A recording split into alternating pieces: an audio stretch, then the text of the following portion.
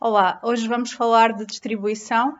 Esta é provavelmente uma das variáveis mais difíceis para quem não está familiarizado com marketing, porque enquanto um produto, ou um preço, ou uma campanha de comunicação são visíveis para o público em geral, são materializáveis, a distribuição trata dos bastidores do percurso que o produto ou o serviço percorrem desde o produtor até ao consumidor. E essa é a diferença entre a distribuição e a comunicação, que muitas vezes são confundidas. A comunicação serve para dar a conhecer que o produto ou o serviço existem, mas a distribuição é o que verdadeiramente permite que o consumidor usufrua daquilo que adquiriu. Quando falamos de distribuição, vamos usar muitas terminologias a que não estamos ainda habituados. Uma das mais importantes é Trade Marketing, que é a especialização do marketing que se ocupa do ponto de venda e da gestão dos canais de distribuição. Vamos perceber agora alguns destes detalhes.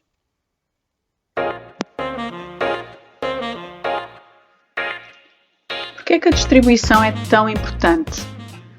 Porque é graças à distribuição que se consegue fazer chegar o produto até ao consumidor, e isto implica escolher as quantidades adequadas, os prazos necessários, um bom estado de conservação, a localização da oferta de modo a que o consumidor consiga encontrá-la e ir comprar, a acessibilidade, a visibilidade, entre outros critérios.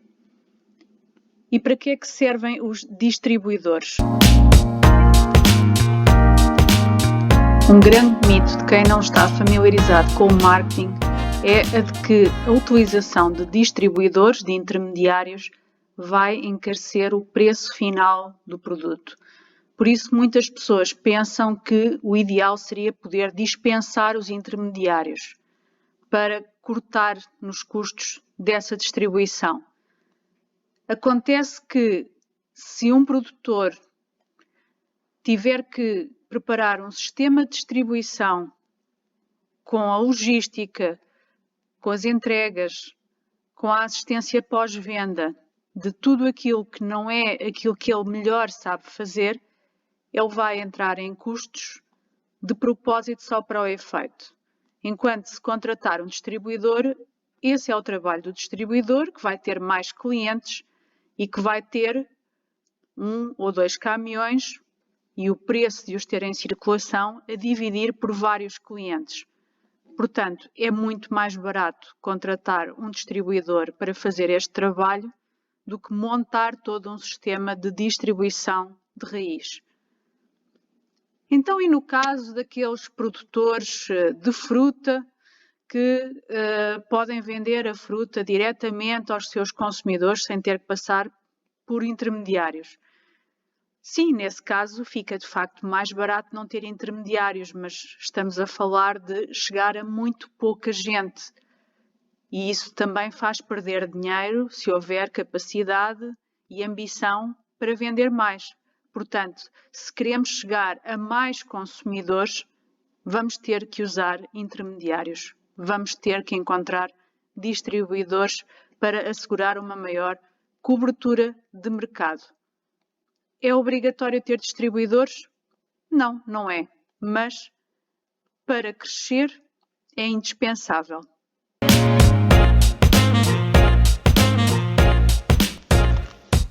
As grandes funções dos intermediários que asseguram a distribuição são, por um lado, a distribuição física, que inclui o transporte, o armazenamento, a conservação dos produtos até eles chegarem ao consumidor, e, por outro lado, a oferta de serviços que asseguram essa boa entrega. E estes serviços começam desde a escolha dos produtos que eles vão querer fazer chegar ao consumidor, ao seu fracionamento para entregar em quantidades relativamente pequenas, os serviços de venda, de pós-venda, a decisão sobre promoções e a recolha e transmissão de informações do comportamento do consumidor às marcas dos produtos que distribuem quando existe esse tipo de acordo. E muitos vão perguntar-me, então, e agora no tempo em que não podemos fazer entregas físicas facilmente de um conjunto de produtos ou no caso da distribuição através dos canais online ou no caso dos serviços que são eles mesmos prestados por via remota em que não há um circuito físico de distribuição. Bem, quando estamos a falar de canal online, se estivermos a falar de produtos físicos, continuamos a precisar de assegurar entregas por correio ou por estafeta. Portanto, continua a ser necessário um suporte físico a essa distribuição. É certo que, neste caso, muitos dos serviços complementares não são prestados por esses distribuidores e ficam a cargo do responsável da marca-mãe. Quando estamos a falar de serviços que são prestados diretamente por via remota, online, por exemplo, uma sessão de aconselhamento por videoconferência, nesse caso, de facto, não existe uma distribuição física deste serviço. Ele é prestado e usufruído diretamente e simultaneamente nesse momento. No entanto, há que ter em conta que estas prestações ainda são uma minoria no conjunto das trocas económicas a nível mundial.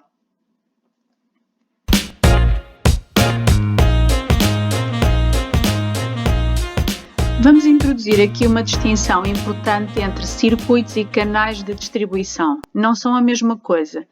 Um circuito é o percurso que o produto ou o serviço percorre desde o produtor até ao consumidor.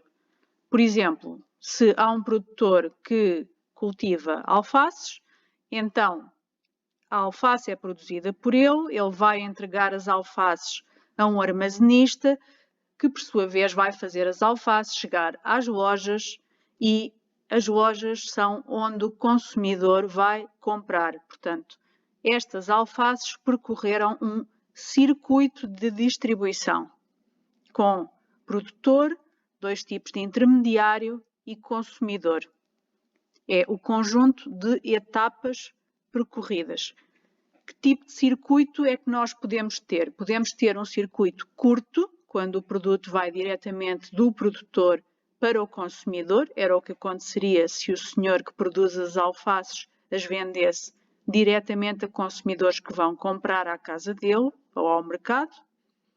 Podemos ter circuitos médios, quando temos pelo menos um intermediário. Neste caso seria, por exemplo, um lojista. E podemos ter circuitos longos quando temos vários intermediários. Pensemos no caso dos produtos importados. Ora, se estivermos a pensar em arroz que importamos, nesse caso o arroz é produzido, é entregue a um armazenista, depois é comprado por um importador. Quando chega ao país de destino, é fracionado em diferentes quantidades por novos armazenistas, que por sua vez vão chegar aos retalhistas, ou seja, aos responsáveis pelas lojas que vendem ao público, e é nestas lojas que o consumidor se vai abastecer. Neste caso, temos um percurso substancialmente mais longo. O que é que faz com que nós prefiramos ter um circuito mais curto ou mais longo? Depende muito do que estamos a produzir, depende muito da quantidade de pessoas a que queremos chegar. Quanto mais pessoas queremos atingir, mais longo deverá ter que ser o circuito. E também tem muito a ver com o prestígio, a exclusividade e o cuidado que nós queremos ter na distribuição, o controle que queremos ter da forma como a distribuição é efetuada. Porque quanto mais longo for um circuito, menos controle nós vamos ter sobre a forma como os produtos chegam aos consumidores. Daí que, quando estamos a falar de produtos de luxo ou com um posicionamento mais premium, os circuitos tendem a ser mais curtos, sendo o próprio produtor que muitas vezes opta por abrir as suas próprias lojas, portanto o seu circuito de distribuição, para poder assegurar a qualidade que pretende nessa distribuição. Quando estamos a falar, por exemplo, de bens de grande consumo, então neste caso os circuitos tendem a ser mais longos para garantir que chegam a mais pessoas. Neste caso, a forma como eles são entregues, como são tratados, como são trabalhados em loja, não se reveste de uma importância tão grande para o produtor, como se tratasse de um produto mais exclusivo.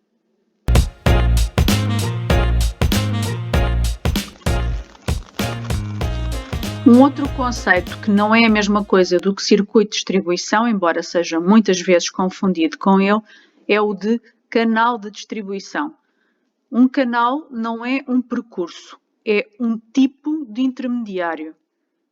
Por exemplo, o conjunto de todas as mercearias representa o canal alimentar tradicional. É esta a gíria que nós usamos para designá-lo em marketing. O conjunto de todos os hiper e supermercados representa o canal alimentar moderno, ou distribuição moderna, ou distribuição organizada. O conjunto de todos os centros comerciais é um outro tipo de canal. A distribuição que é feita online entra para o canal online.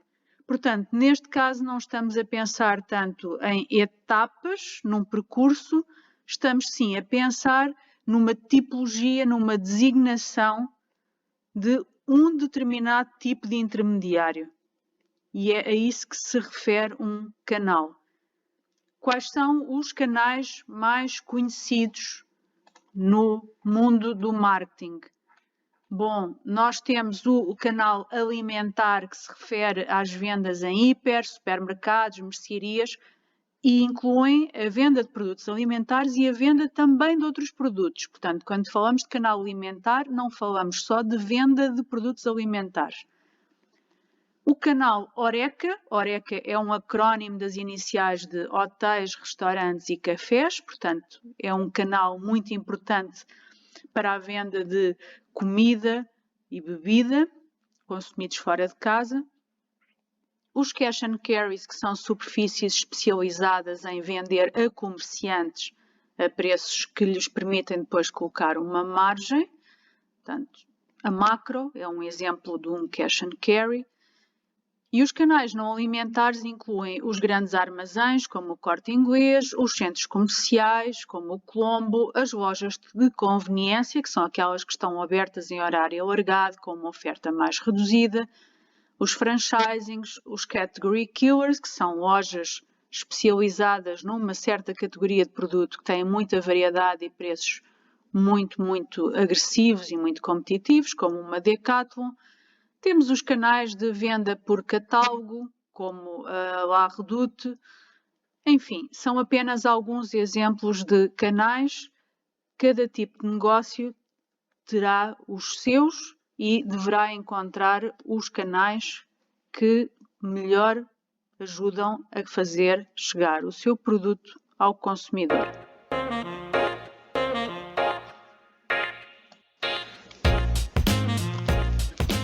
Os sistemas horizontais e verticais de distribuição são usados em situações mais complexas, mais profissionais de distribuição, para torná-la mais eficiente e mais rentável. Os sistemas horizontais são alianças entre empresas que têm a mesma função no circuito de distribuição, que operam, portanto, no mesmo canal. É o caso de cooperativas de compras de produtos alimentares para depois revender a pequenas mercearias que se juntam umas às outras para poder comprar em maiores quantidades e mais barato.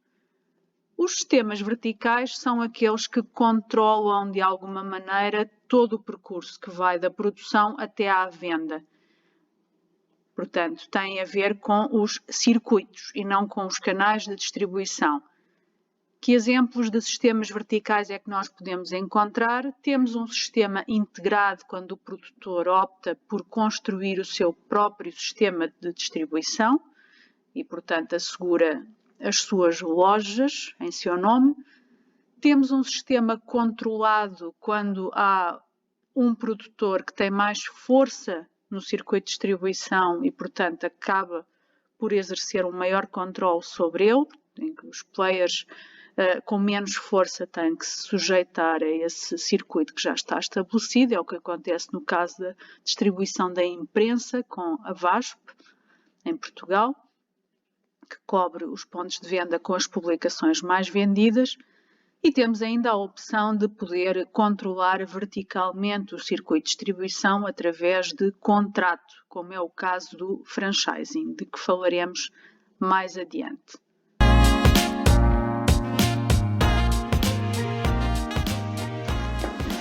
Nós continuamos aqui a desconstruir mitos acerca da distribuição e o próximo mito que vamos abordar é de que o produtor escolhe livremente o distribuidor.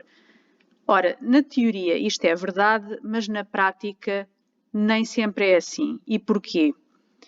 Porque um circuito de distribuição leva muito tempo e muito dinheiro a montar e, portanto, nem sempre o produtor consegue encontrar o circuito de distribuição que desejaria e muitas vezes tem que se sujeitar a circuitos que já estão pré-montados, que já estão em funcionamento e que estão dominados de alguma maneira por marcas mais poderosas.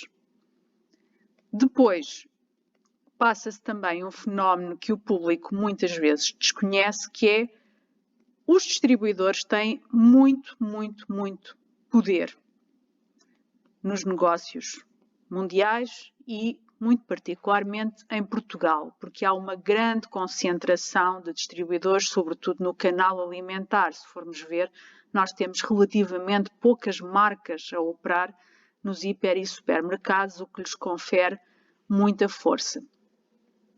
E a verdade é que os produtores precisam dos distribuidores para fazer escoar os seus produtos.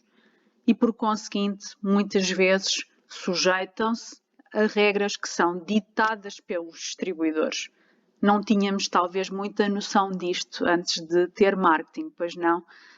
Pois é, mas, na verdade, a distribuição é um negócio com muito poder e muitas vezes são os distribuidores que escolhem que marcas é que querem distribuir e não o inverso.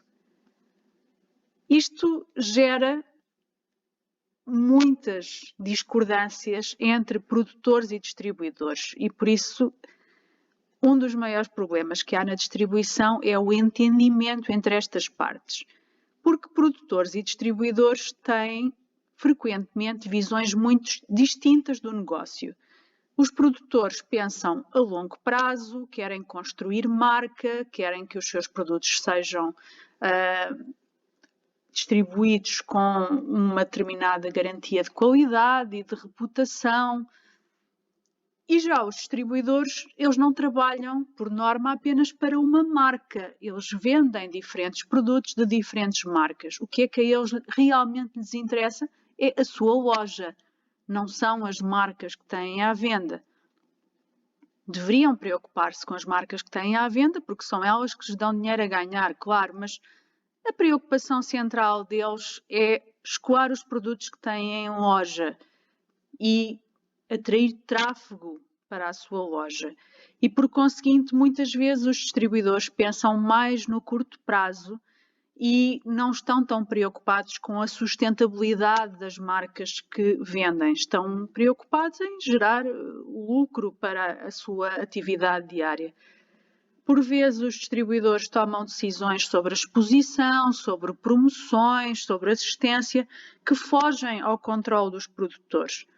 E mesmo que isso esteja contratualmente acordado, muitas vezes não está sequer, na prática torna-se muito difícil de fazer cumprir. Portanto, instala-se frequentemente uma guerra entre produtores e distribuidores que têm diferentes formas de ver, diferentes prioridades, mas que se se entendessem, conseguiriam gerar muito mais valor para todas as partes, ficando naturalmente o consumidor a ganhar. Há uma forma de conseguir isso, que se chama gestão de canal, e há outra forma ainda melhor chamada gestão de categorias, de que já vamos falar mais à frente. Antes de prosseguirmos, vou só falar de tipos de distribuição consoante a cobertura de mercado. A distribuição pode ser exclusiva quando os intermediários são rigorosamente controlados em número e em desempenho. Quando o produtor quer ter um grande controle sobre o nível de prestação de serviços oferecidos pelo revendedor, escolhe muito poucos revendedores e obriga-os a ter um desempenho consonante com o posicionamento pretendido para o produto. Neste caso, a imagem do produto sai beneficiada e, por norma, são pagas margens mais elevadas ao distribuidor, precisamente pelo seu cuidado. A distribuição seletiva envolve o recurso a alguns intermediários bem escolhidos que estejam dispostos a vender um produto específico e a cumprir as condições do produtor. Portanto, não é tão restritiva como a distribuição exclusiva, chega a mais gente, mas ainda assim envolve algum controle, algum cuidado, com custos um pouco mais razoáveis do que uma distribuição exclusiva, que é bastante mais cara. No caso dos produtos de grande consumo, para chegarem a muitas pessoas, usa-se distribuição extensiva. Aqui a preocupação é de usar o maior número de estabelecimentos possível para aumentar a cobertura do mercado e o número das vendas. Portanto, é muito importante quando o mercado é muito grande e quando o consumidor valoriza a conveniência, isto é, a possibilidade de encontrar facilmente os produtos. Como é que nós escolhemos entre cada uma destas opções? Em função dos objetivos e das estratégias de marketing que temos para a marca, a dimensão e o tipo de mercado, as características dos consumidores, as características dos próprios produtos e algumas limitações, por exemplo, as limitações legais, os medicamentos só podem ser vendidos em farmácias, se não forem sujeitos à receita médica, já podem ser vendidos também no canal alimentar. Outras limitações são de cariz financeiro e estrutural, quando nós temos que obedecer a circuitos que já estão pré-definidos, já são pré-existentes, porque foram desbravados por marcas pioneiras ou mais fortes.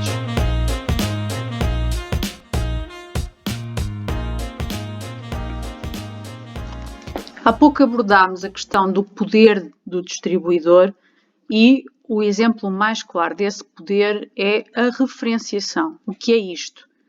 É a escolha que o distribuidor faz dos produtos que quer ter à venda na sua loja. Em gíria de marketing diz-se entrada em linha. Portanto, é a inclusão de um determinado produto ou marca na lista de produtos que vão ser comprados pelo distribuidor para depois os revender ao consumidor. Ora, aquilo que não existe à venda na distribuição, o consumidor não conhece e, portanto, não compra. Por isso, esta referenciação é imprescindível para o produtor ou para o fabricante poder convencer a distribuição a referenciar os produtos e serviços que ele fabrica, portanto, a incluí-los no sortido, na oferta da sua loja. Em muitos casos, sobretudo nos mercados mais estruturados, a referenciação é paga, mesmo à parte da margem que é paga aos distribuidores pelas suas vendas. Portanto, só para o produto estar à venda já está a pagar. Para além de se pagar, ainda é preciso usar outros argumentos para conseguir convencer um distribuidor a pôr o nosso produto à venda. Por exemplo, as vantagens reais deste produto, a percepção do consumidor, a força da marca, se ela já for conhecida, se já tiver histórico, as condições comerciais vantajosas, o compromisso em como vai ser feita uma divulgação de grande impacto, por exemplo, com publicidade, eventualmente boas relações prévias que possam existir entre produtor e distribuidor e o exemplo do volume de vendas de outras marcas ou produtos do mesmo fabricante ou de categoria similar. Nem sempre se consegue muitas vezes entrar nas lojas com todos os produtos que se gostaria ao mesmo tempo e por isso as estratégias de referenciação podem ter que ser progressivas. Às vezes conseguimos introduzir uma determinada linha de produto num determinado tipo de loja. Se correr bem, depois a própria cadeia de distribuição vai ter interesse em ter o resto dos produtos à venda. Às vezes, quando as marcas não têm dinheiro para começar logo a vender em todas as lojas que gostariam, fazem o chamado ataque periférico, portanto, começam por vender numa determinada loja para depois se estender à central de compras de todo o distribuidor. E também há quem invista muito em publicidade, promoções, pagamento de direitos de referenciação para conseguir acelerar este processo de referenciação. Mas isto é algo que só é execuível para marcas maiores e mais poderosas.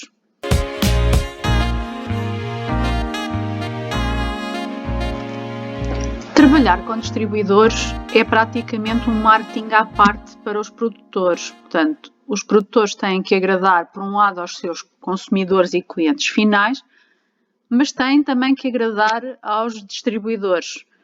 E para isso utilizam a gestão de canal, que é um conjunto de ferramentas destinadas a promover o bom relacionamento e a fidelidade do próprio distribuidor. Usa-se muitas vezes sistemas de incentivos, programas de pontos, sistemas de CRM para o próprio retalhista, para o próprio distribuidor e não apenas para o consumidor. Se formos a ver bem, o distribuidor tem que trabalhar marketing também em duas frentes. Portanto, ele tem que negociar com o produtor os melhores preços e as melhores condições que lhe vão depois permitir dirigir-se ao consumidor, apresentar-lhe uma oferta e vender-lhe essa oferta. Portanto, se tivermos isto em conta, às vezes entendemos algumas das dificuldades de diálogo e de relacionamento entre fabricantes e distribuidores. E a gestão de canal é uma tentativa de suavizar essas diferenças e de promover um bom entendimento entre estas partes que muitas vezes não estão de acordo. Para além da gestão de canal, uma outra ferramenta interessante é a gestão de categorias, que consiste em fazer uma aliança entre o produtor e um distribuidor para juntos promoverem as vendas de um determinado produto específico, que por norma não é da marca líder, é de uma marca que tem menos força e que quer ganhar destaque. Então, este tipo de acordo significa que produtor e distribuidor vão partilhar informações, nomeadamente de marketing intelligence e de marketing research, sendo que, por norma, esta partilha não existe. Existe, aliás, um grande secretismo, uma guarda religiosa de informação, sobretudo por parte dos distribuidores, que muitas vezes estão muito melhor informados sobre o que se passa do que o próprio produtor, até porque eles estão na linha da frente, têm o contacto diário com o consumidor. Havendo um acordo de gestão de categorias, as partes podem decidir cooperar e utilizar a informação que ambas têm para a melhoria das vendas de um determinado produto ou marca. Neste caso, o produtor vai garantir estas informações ao distribuidor, vai comprometer-se com condições comerciais mais vantajosas, com margens maiores, com materiais de comunicação que vão ser fornecidos ao ponto de venda, entre outras coisas, e o ponto de venda, portanto, o retalhista ou distribuidor compromete-se a fazer uma melhor exposição deste produto, a colocá-lo de forma atrativa, eventualmente a receber promotores que a marca queira disponibilizar, para que ambos consigam ganhar com as vendas que vão ser feitas. Desta gestão de categorias podem resultar vendas acrescidas, nomeadamente em cross-sell e upsell. O que é o cross-sell? É a oportunidade de oferecer um produto complementar àquele que está a ser adquirido. Neste exemplo visual nós temos as batatas fritas que são oferecidas juntamente com o hambúrguer porque se complementam no âmbito de uma refeição. E no caso do upsell, significa aproveitar para vender mais do que aquilo que o consumidor tinha inicialmente em mente, por exemplo, criando um menu que integre todos estes elementos, hambúrguer, batata frita, bebida e gelado, a um preço mais vantajoso do que se fossem comprados isoladamente. Por conseguinte, um dos objetivos da gestão de categorias é efetivamente vender mais e alargar as vendas a outro tipo de produto.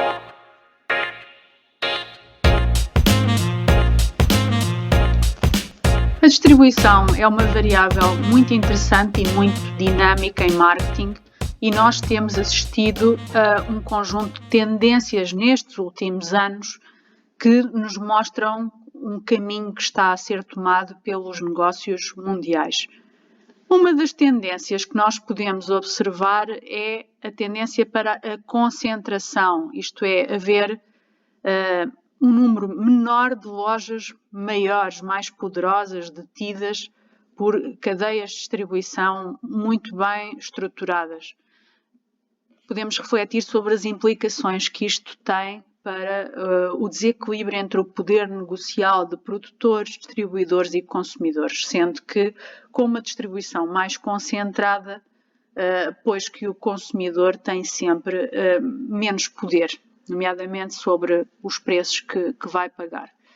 E ao darmos primazia a lojas maiores, de cadeias grandes, internacionais, bem estruturadas, por um lado estamos a procurar um nível de serviço que frequentemente é melhor, mas por outro também estamos a contribuir para que estes distribuidores tenham mais força, esmaguem a concorrência dos mais pequenos e um dia que queiramos ter alternativas não vamos tê-las, porque as lojas mais pequenas deixam de existir porque não conseguem sobreviver. Portanto, temos aqui uma reflexão interessante sobre o nosso próprio papel enquanto consumidores. Eu defendo sempre que nós não devemos agir por pena, portanto, nós não temos que ir a lojas feias e caras só por este tipo de raciocínio, mas às vezes também não temos que ir a lojas maiores e mais poderosas só porque é esse o nosso hábito, sem sequer tentar investigar quais são as alternativas. Portanto, este é um jogo de forças que dá que pensar. Também cresceram nestes últimos anos as ofertas de cadeias discount, daquelas que promovem preços mais baixos pelo seu grande poder negocial e de contratação, em linha com o que estávamos a falar da tendência para a concentração. Tivemos o crescimento da distribuição não alimentar, portanto, fora dos hipersupermercados e mercearias, que foi o caso em Portugal nestas últimas décadas das lojas chinesas, dos franchisings, dos category killers, portanto, as lojas de departamentos especializadas num certo tipo de produto ou serviço vendidos a preços muito competitivos. Uma tendência paralela a estas que operam em mercados de grande consumo é a tendência para a especialização. Portanto, enquanto havia um fortalecimento das lojas de grande sortido e de oferta indiferenciada, ao mesmo tempo houve outras lojas mais pequenas que optaram por vender apenas um tipo de produto ou serviço altamente especializado, encontrando assim um mercado mais pequenino, mas mais interessado e mais fiel.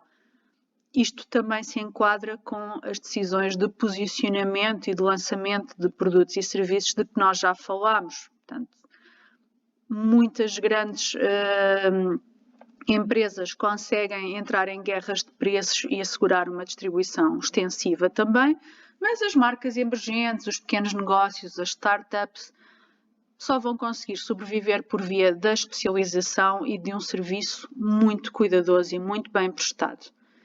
O que se interliga com a necessidade de cultivarem um marketing de relação e um CRM. Será um dos tópicos que iremos abordar mais adiante.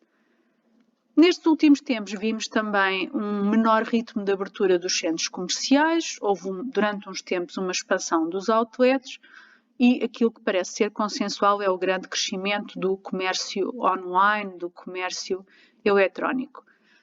Atenção, no entanto, este comércio online eletrónico ainda é muito mais forte no business to business do que no business to consumer. Continua a haver muitas resistências de consumidores à compra online, por questões de segurança, por questões de desagrado, de gestão de expectativas, por falta de hábito. É de esperar, no entanto, que a evolução da tecnologia, dos sistemas de realidade virtual, de realidade aumentada, que permitem, por exemplo, experimentar roupa visualizando como é que ela poderá ficar-nos depois de vestida, entre outros sistemas, venham a contribuir para a aceleração desta tendência. No momento em que nos encontramos agora, o comércio online tem, de facto, mostrado a sua importância e a sua vitalidade para os negócios que se veem impedidos de fazer a distribuição física presencial que antigamente estava assegurada.